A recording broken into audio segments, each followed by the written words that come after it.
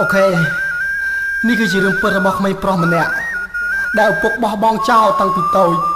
ធ្វើឲ្យអ្នកម្ដាយតែម្នាក់គត់ខិតខំតស៊ូដើរលក់នំដើម្បីចិញ្ចឹមកូនដល់ទៅ3នាក់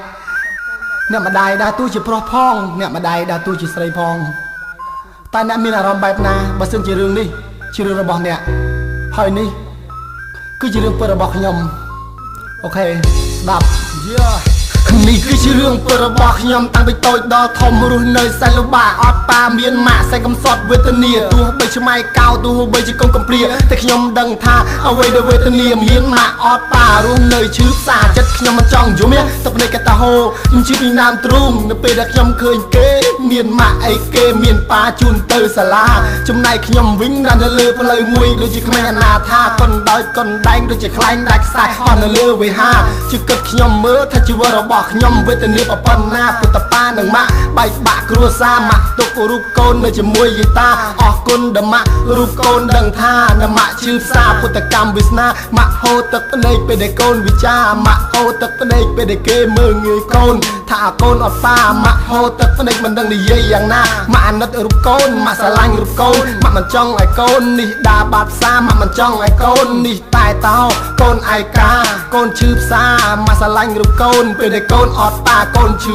ចាប់កូនឈឺផ្សាកូនស្រឡាញ់តែម៉ាក់ខ្លាំងបំផុតនៅលើលោកាមកជួបតែរឿងឈឺចាប់ខ្លោចផ្សាតែចិត្តខ្ញុំមិនតវ៉ាឲ្យវាសនាខ្ញុំមានរស្មីខ្ញុំត្រូវក្រោកឈរកសាងជាថ្មីឲ្យមានតម្លៃគេឈ្មោះថ្លាថ្លៃពីលោកាទោះកាត់មកជាតិនឹងជាមនុស្សម្នាក់តែងតែឈឺចាប់តែចិត្តខ្ញុំមិនអាចស្លាប់ទោះឈឺចាប់ទោះធ្លាប់ឯកា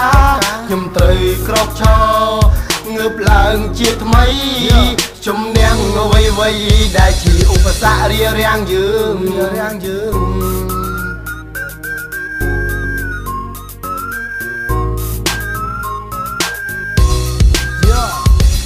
មួយគឺអ្នកម៉ាក់2គឺលោកប៉ា3គឺលោកយាយ4គឺលោកតាជាអ្នកមានគុណមានធម៌ករណាបង្កើតរូបខ្ញុំមកតាំងពីតូចក្រូចឆ្មាគាត់មានសច្ចៈមានធម៌មុទិតាគាត់ស្រឡាញ់រូបខ្ញុំពេញតែដាក់អបេខាទោះតែខ្ញុំខលខូចនៅតែមានមេត្តាខ្ញុំស្រឡាញ់ម៉ាក់ម្នាក់ព្រោះតែខ្ញុំខឹងប៉ាបោះបង់រូបខ្ញុំតាំងពីវ័យកុមារទុកឲ្យខ្ញុំកំព្រារស់នៅឯកាទោះជាប៉ាបោះបង់ឲ្យកូនរស់ជាផ្សារកូនមកភ្លេចកតាញ់យុគតវេទិតាបង្កើតរូបខ្ញុំមកឲ្យរស់លើលោកាបានស្គាល់ជាសាសបានស្គាល់សាសនាបានឃើញពន្លឺថ្ងៃស្គាល់លោកយាយលោកតាបានស្គាល់ព្រះអាទិត្យរះនៅលើវេហាបានស្គាល់ជីវិតមនុស្សមុននឹងបាត់សង្ខារស្គាល់ភាពឈឺចាប់វេទនាខ្លោចផ្សាបានស្គាល់សបាយកម្មៈតណ្ហាស្គាល់អ្វីគ្រប់យ៉ាងមាននៅលើលោកា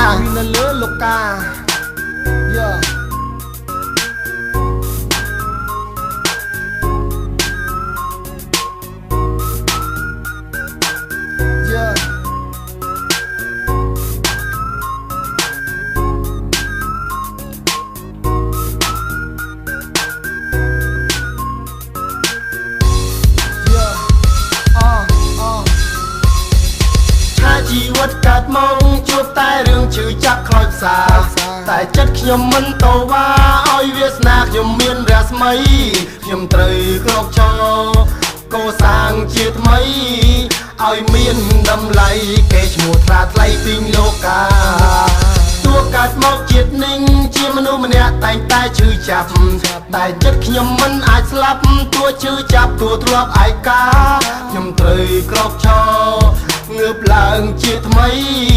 ជំនះអ្វីដែលជាឧបសគ្គរារាំងយើងនៅលើពិភពលោកនេះអ្វីដែលកូនតែងប្រាថ្នានោះគ្រាន់តែចង់ឃើញមុខអ្នកមានគុណតែប៉ុណ្ណោះកូនមិនគិតអំពីមានក្រនោះទេសំខាន់អ្នកមានគុណបានបង្កើតកូនមកគឺមហាប្រគុណគ្មានអ្វីប្រៀបផ្ទឹមពុំបានឡើយមួយជាតិនេះគឺកូនមិនចង់បានអ្វីក្រៅអំពីអ្នកមានគុណនោះឡើយអ្នកដែលកូនស្រឡាញ់បំផុតនៅលើពិភពលោកនេះគឺអ្នកម្ដាយតែម្នាក់គត់អ្នកមានគុណ ហើយលើទឹកខ្ញុំយល់ថាជីវិតមានដំឡៃខ្ញុំត្រូវក្រោកឈរសាំងជីវិតជាថ្មីពលលបង